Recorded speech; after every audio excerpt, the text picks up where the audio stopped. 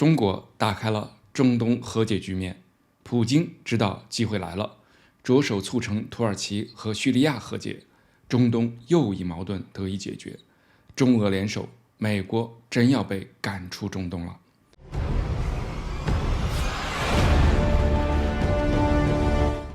各位网友，大家好，欢迎观看《星斗观天下》。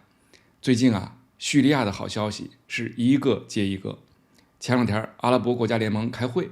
与会的13个成员国一致决定同意叙利亚重返阿盟。随后呢，沙特跟叙利亚恢复了外交关系，而日前，俄罗斯又跟伊朗一块儿把土耳其跟叙利亚拉上，开了一个4国外长会议，目的呢是促成土耳其与叙利亚恢复关系。在我看来，与其说是4国坐在一起商量和解，不如说是4国商量着怎么把美国给挤出去。很显然，普京抓住了这次机会，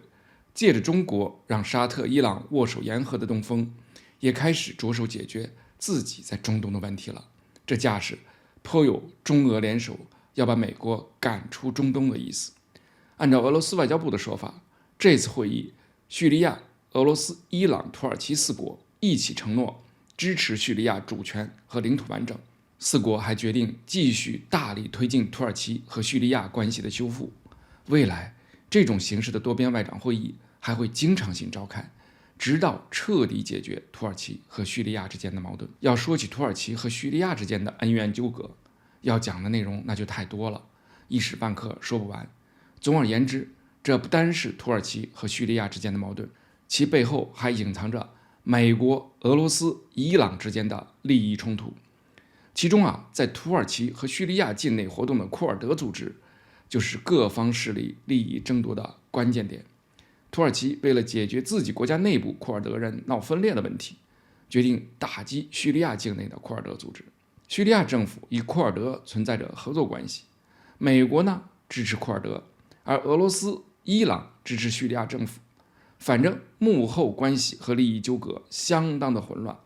这也更加说明要解决这个问题到底有多难。其实今年这个4国外长会，俄罗斯从去年7月份就开始谋划了，并在国际上放话要让美国滚出叙利亚，但结果会议一直落实不下来，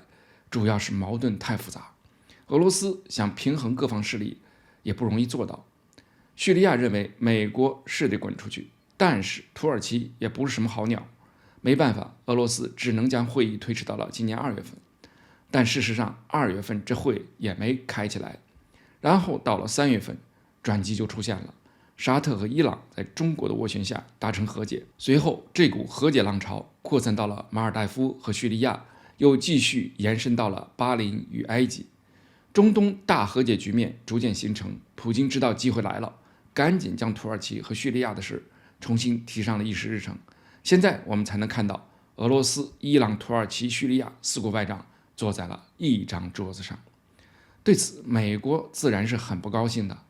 当初美国暗地里支持库尔德有2个目的，第一是推翻叙利亚政府，第二打击俄罗斯和伊朗在叙利亚的存在。但现在的局势完全出乎美国人的预料，叙利亚政府不但没被推翻，还得到了一众阿拉伯国家的接纳。俄罗斯和伊朗不但没受到打击，反而开始分别修复与土耳其和叙利亚的关系。中东和平即将成为现实，中东各国乐见其成。中国和俄罗斯很满意，只有美国恨得牙痒痒。因为一个和平的中东完全不符合美国的利益，更让美国不能接受的是，造成这一局面的始作俑者还是自己最大的敌人中国。然后中国打开了局面，俄罗斯这个对手又见缝插针，无论哪一步美国都难以接受。好的，这个话题先聊到这里。